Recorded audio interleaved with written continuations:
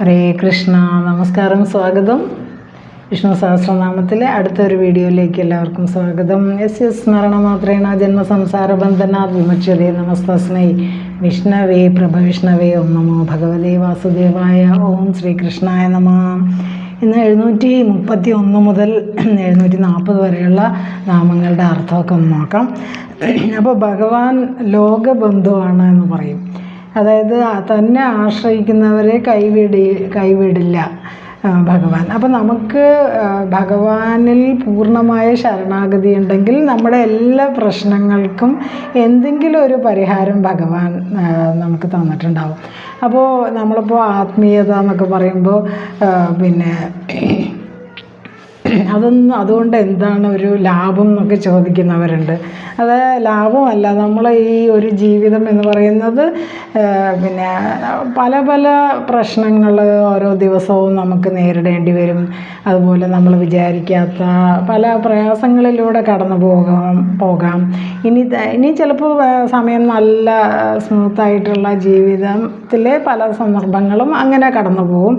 ഇനി ജീവിതത്തിൽ ഒരുപാട് സംഘർഷങ്ങൾ വരാറുണ്ട്. അപ്പോൾ അങ്ങനെയുള്ള എല്ലാ കാര്യങ്ങളെയും നമുക്ക് നേരിടാനുള്ള ഒരു മനോബലമാണ് ശരിക്കും സ്പിരിച്വാലിറ്റി നമുക്ക് തരുന്നത്. അല്ലാതെ നമുക്ക് സ്പിരിച്വാലിറ്റി അല്ലെങ്കിൽ ആധ്യാത്മികമായ കാര്യങ്ങൾ, ആത്മീയമായ കാര്യങ്ങൾ എന്ത് തരും എന്ന് ചോദിച്ചാൽ അങ്ങനെ പ്രത്യേകമായിട്ടൊന്നും തരികയല്ല.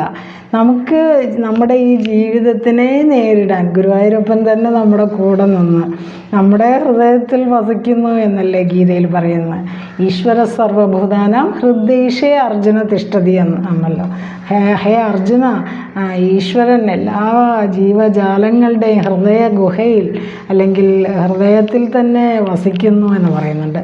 അപ്പോൾ അങ്ങനെ നമ്മുടെ ഉള്ളിൽ ഇരിക്കുന്ന ആ ഭഗവാനെ അറിയാൻ ഇത്തരം സാധനങ്ങൾ, ജപസാധനങ്ങൾ, വിഷ്ണു സഹസ്രനാമം അത് പാരായണം ചെയ്യുന്നതും അതിൻ്റെ അർത്ഥമൊക്കെ പഠിക്കുന്നതും ഒക്കെ നമുക്ക് നല്ലതാണ്. അപ്പോൾ ഇതുകൊണ്ടുള്ള ഗുണം എന്ന് പറഞ്ഞ് നമ്മളെപ്പോഴും എല്ലാത്തിൻ്റെയും ഗുണം അന്വേഷിക്കുമല്ലോ. അതുകൊണ്ടാണല്ലോ ഫലശ്രുതി എന്ന് പറയുന്നത്. അപ്പം ഫലശ്രുതി നോക്കുന്നതിൽ തെറ്റൊന്നുമില്ല. കാരണം നമ്മൾ എന്തൊരു കാര്യം ചെയ്യുമ്പോഴും അതിൻ്റെ ഫലം നമ്മൾ അന്വേഷിക്കുന്നവരാണ്. അതൊരു മനുഷ്യൻ്റെ ഒരു സാധാരണയായിട്ടുള്ള ഒരു ഒരു രീതിയാണ്. അത് തെറ്റൊന്നുമല്ല. അപ്പോൾ ആ ഫലം മനസ്സിലാക്കുക. ഓരോന്നും ചെയ്യുമ്പോൾ അല്ലെങ്കിൽ ആത്മീയമായിട്ടുള്ള ചര്യകൾ, ജപം, സാധന, അതുപോലെ പാരായണങ്ങൾ, ഇതുകൊണ്ടൊക്കെ എന്താണ് ഗുണമെന്ന് അറിഞ്ഞുകൊണ്ട് തന്നെ നമുക്ക് മുന്നോട്ട് പോകാം. അതിലൊരു തെറ്റുമില്ല. അപ്പോൾ ഈ ഒരു കാര്യങ്ങൾ മനസ്സിൽ വെച്ചുകൊണ്ട് തന്നെ വിഷ്ണു സഹസ്രനാമം, ഈ ഒരു ഉത്സവകാലമാണല്ലോ ഇത്. അപ്പോൾ പൊങ്കാല മഹോത്സവമൊക്കെ നടന്നുകൊണ്ടിരിക്കുന്നു. ആറ്റുകാൽ എന്ന് പറയുന്ന ആ ഒരു വളരെ പ്രസിദ്ധമായ പൊങ്കാല മഹോത്സവം നടക്കുന്നു. വേറെയും ഒരുപാട് ക്ഷേത്രങ്ങളിൽ പൊങ്കാലയും ഉത്സവവും ഒക്കെ കൊടിയേറിയ സമയമാണ്. അപ്പോൾ എല്ലാ ഭക്തജനങ്ങൾക്കും നല്ല ഒരു ഉത്സവ കാലം ആശംസിക്കുന്നു. അതുപോലെ തന്നെ ആറ്റുകാൽ പൊങ്കാല ആശംസകളും അർപ്പിക്കുന്നു. ഇവിടെ ഇന്ന് നമ്മൾ നോക്കുന്ന 731 മുതൽ 740 വരെയുള്ള നാമങ്ങളാണ്. അത് വരുന്നത്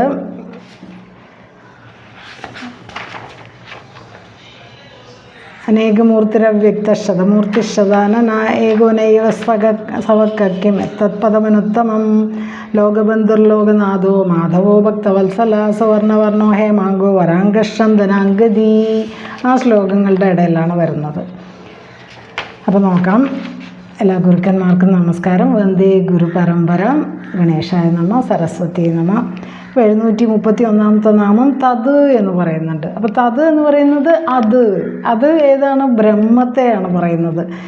തനനം ചെയ്യുന്നതിനാൽ തത് എന്ന് പറയുന്നത്. തനനം ചെയ്യുക എന്ന് പറയുമ്പോൾ വിസ്തരിക്കുക. ഈ ബ്രഹ്മം തന്നെയാണ് വിസ്തരണത്തിൽ അല്ലെങ്കിൽ വിസ്തരിച്ചുകൊണ്ട് ഈ പ്രപഞ്ചം നിറഞ്ഞു നിൽക്കുന്നത്. അതാണ് തത്. അപ്പോൾ ഓം തത് സത് എന്ന് നമ്മൾ വളരെ 3 നാമങ്ങൾ ചേർത്ത് പറയാറുണ്ടല്ലോ. ഓം തത് സത്. എന്താണോ ചെയ്യുന്നത് അതെല്ലാം പുണ്യമായിട്ട് തീരട്ടെ എന്നാണ് അതിൻ്റെ അർത്ഥം. ആ ഓം തത് സത് എന്ന് പറയുന്നത് തന്നെ ബ്രഹ്മത്തിൻ്റെ 3 നാമങ്ങളാണ്. ഓം എന്ന് പറഞ്ഞാലും ബ്രഹ്മം തന്നെയാണ്, തത് എന്ന് പറഞ്ഞാലും ബ്രഹ്മം തന്നെയാണ്, സത് എന്ന് പറഞ്ഞാലും ബ്രഹ്മം തന്നെയാണ്. ആ ബ്രഹ്മം പ്രപഞ്ചമാകെ നിറഞ്ഞു നിൽക്കുന്നു എന്നാണ് അർത്ഥം. അപ്പോൾ ദേവീപരമായിട്ടുള്ള കാര്യങ്ങളും ഭഗവതിയും ബ്രഹ്മം തന്നെയാണ്, ഭഗവാനും ബ്രഹ്മം തന്നെയാണ്. എല്ലാം ഇവിടെ ബ്രഹ്മം മാത്രമേ ഉള്ളൂ. ആ ഒരു അറിവാണ് നമ്മളിലേക്ക് എത്തേണ്ടത്. അപ്പം ഏത് ആരാധനയും നല്ലത് തന്നെയാണ്. അപ്പോൾ നമുക്ക് അതിനുള്ള സ്വാതന്ത്ര്യമുണ്ട്. നിങ്ങൾക്ക് ഇഷ്ടമുള്ള ആരാധന നമുക്ക് അതിൽ ഉറച്ചു നിൽക്കാം. ഇനി 732 പദം അനുത്തമം. അനുത്തമമായ പദമാണ് ഭഗവാൻ, അതായത് ബ്രഹ്മപദം. ബ്രഹ്മപദത്തിനെയാണ് അനുത്തമമായ പദം. അതിനേക്കാൾ ശ്രേഷ്ഠമായിട്ട് വേറൊന്നും ഇല്ലാത്തത് എന്നാണ്. പദമനുത്തമം, പദം അനുത്തമം, അനുത്തമമായ പദം, ശ്രേഷ്ഠമായ പദം, അതാണ് അർത്ഥം. ശ്രേഷ്ഠമായ പദം ഭഗവാനാണ്. കാരണം ആ പദത്തിലേക്കാണ് എല്ലാവർക്കും എത്തേണ്ടത്. നമ്മളുടെ യാത്ര എന്ന് പറയുന്നത് ഭഗവാൻ എന്ന് പറയുന്ന ആ പദത്തിലേക്ക് എത്താനാണ്. ഇനി 733 ലോകബന്ധു. സർവ്വലോകങ്ങളും ആധാരമായ പരമാത്മാവിൽ ബന്ധിക്കപ്പെട്ടിരിക്കുന്നതിനാൽ ഭഗവാൻ ലോകബന്ധുവാണ്.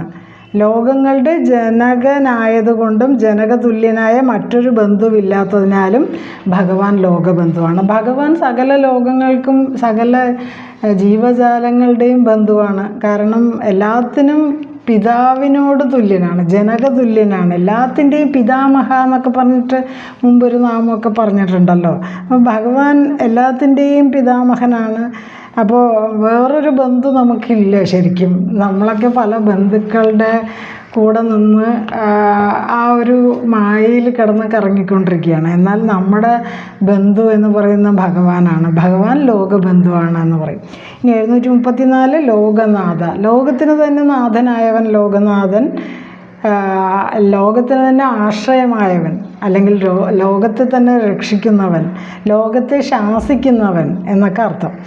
അപ്പോൾ ബ്രഹ്മാവ് നാഭി പത്മത്തിലിരുന്ന്, ഭഗവാന്റെ നാഭിയിലൂടെ ഒരു പത്മം വന്നു, ഒരു താമര വന്നു, അതിൽ ബ്രഹ്മാവ്. ആ ബ്രഹ്മാവ് അവിടെ ഇരുന്നുകൊണ്ട് തപസ്സനുഷ്ഠിച്ചപ്പോൾ ഭഗവാൻ പ്രത്യക്ഷപ്പെട്ടു എന്നൊക്കെ നമ്മൾ ആ കഥയിൽ അറിയാമല്ലോ. അപ്പോൾ അവിടെ ആ ബ്രഹ്മാവ് പോലും തൻ്റെ പ്രാർത്ഥനയെ നിറവേറ്റാൻ വേണ്ടി ഭഗവാനോടാണ് അഭ്യർത്ഥിച്ചത്. അപ്പോൾ ലോക ബന്ധു തന്നെയാണ് ഭഗവാൻ. ആ ലോകത്തിന് തന്നെ സൃഷ്ടിച്ച ബ്രഹ്മാവിന് പോലും തൻ്റെ മനസ്സിലെ അജ്ഞാനം നീക്കാൻ, അല്ലെങ്കിൽ ഈ ലോകത്തിൻ്റെ സൃഷ്ടി എങ്ങനെ നടത്തണം, പ്രപഞ്ച സൃഷ്ടി എങ്ങനെ നടത്തണം എന്ന് വഴി കാണിച്ച ഭഗവാൻ. ആ ഭഗവാനാണ് ലോകനാഥനായ ഭഗവാൻ വിഷ്ണു. ഇനി 735 മാധവ. മധുവംശത്തിൽ ജനിച്ചവൻ മാധവൻ. മധു എന്ന യാദവൻ്റെ വംശമാണ് മധുവംശം. മധു എന്ന യാദവൻ്റെ വംശത്തിൽ ജനിച്ചവൻ എന്നുള്ള അർത്ഥത്തിലാണ് ഭഗവാന് മാധവ എന്ന പേര്. അപ്പോൾ ഭഗവാന്റെ ശ്രേഷ്ഠമായ നാമങ്ങൾ മാധവൻ, ഗോവിന്ദൻ, പിന്നെ വാസുദേവൻ ഒക്കെയാണ്. ഇതിൽ മാധവൻ എന്ന് പറയുമ്പോൾ വേറൊരു അർത്ഥം കൂടെ പറയാം. മാ എന്ന് പറയുമ്പോൾ ലക്ഷ്മി ദേവി, അതുകൊണ്ട് ലക്ഷ്മി ദേവിയുടെ ഭർത്താവ്, പതി എന്നുള്ള അർത്ഥത്തിൽ മായിടതവൻ മാധവൻ. ഇനി 736 നാമം ഭക്തവത്സലഃ. ഭക്തന്മാരിൽ വാത്സല്യമുള്ളവൻ ഭഗവാൻ. ഭക്തന്മാരോട് മാത്രമല്ല പ്രപഞ്ചത്തിലുള്ള സമസ്ത ജീവജാലങ്ങളോടും വാത്സല്യമാണ് ഭഗവാന്. എല്ലാ ജീവജാലങ്ങളെയും, ഭക്തരെയും എല്ലാ ജീവജാലങ്ങളെയും വാത്സല്യത്തോടു കൂടി സംരക്ഷിക്കുന്ന ഭഗവാൻ എന്നാണ് ഭക്തവത്സല എന്ന് അർത്ഥം. ഭഗവത്ഗീതയിൽ 9ാമത്തെ ചാപ്റ്ററിൽ 17ാമത്തെ ശ്ലോകത്തിൽ പറയുന്നുണ്ട്, പിതാമഹം അസ്യ ജഗത മാതാ ധാതാ പിതാമഹ. ഈ ജഗത്തിൻ്റെ തന്നെ മാതാവും പിതാവും ഒക്കെ ഞാൻ തന്നെയാണ്. പിതാമഹം, ഞാൻ തന്നെയാണ് പിതാവ് എന്ന് ഭഗവാൻ പറയുന്നുണ്ട്. ഇനി 737 സുവർണവർണ്ണ. സ്വർണ്ണ നിറമുള്ള ഭഗവാൻ എന്നാണ് അതിൻ്റെ അർത്ഥം. അപ്പോൾ സൂര്യമണ്ഡലത്തിൽ വർത്തിക്കുന്നു, താമരയാകുന്ന ആസനത്തിലിരിക്കുന്നു, അതുപോലെ കേയൂര കുണ്ടലങ്ങൾ, കിരീടം, ഹാരങ്ങൾ ഒക്കെ അണിഞ്ഞ് സ്വർണ്ണമയമായ ശരീരമുള്ള ഭഗവാൻ, ശംഖചക്ര ഗദാ പത്മങ്ങൾ ധരിച്ച് നാരായണൻ ചതുർബാഹു രൂപത്തിൽ നമ്മൾ വിഷ്ണു രൂപം കാണുമ്പോൾ അതിൽ ആ 4 കൈകളിൽ ശംഖചക്ര ഗദാപത്മം ധരിച്ച ആ നാരായണൻ, സ്വർണ്ണമയമുള്ള ശരീരമുള്ള ഭഗവാൻ ആയിട്ട് നാരായണനെ ധ്യാനിക്കേണ്ടതാണ്. അതാണ് സുവർണവർണ്ണ എന്ന് ഭഗവാന്റെ ഒരു നാമം. 738 ഹേമാംഗ, സ്വർണ്ണവർണ്ണമായ അവയവങ്ങളുള്ളവൻ ഭഗവാൻ. അപ്പോൾ ഭഗവാന്റെ അവയവങ്ങൾ സ്വർണ്ണ നിറത്തിലാണ് ഭഗവാന്റെ അവയവങ്ങൾ എന്ന്. ആദിത്യൻ്റെ ഉള്ളിൽ കാണപ്പെടുന്ന സ്വർണ്ണവർണ്ണമായ പുരുഷൻ, കേശങ്ങൾ സ്വർണ്ണമാണ്, അതുപോലെ നഖം വരെ സ്വർണ്ണ നിറമാണ് എന്നും പറയുന്നു. അങ്ങനെ എല്ലാം ശരീരം മുഴുവനും സ്വർണ്ണമായിട്ടും, കേശം തലമുടി പോലും സ്വർണ്ണ നിറത്തിൽ, അതുപോലെ നഖം പോലും സ്വർണ്ണ നിറത്തിൽ കാണുന്ന ഭഗവാൻ, അതാണ് ഹേമാംഗ, സ്വർണ്ണവർണ്ണമായ അവയവങ്ങളുള്ള ഭഗവാൻ. ഇനി വരാംഗഹ, ശ്രേഷ്ഠമായ അവയവങ്ങളുള്ളവൻ.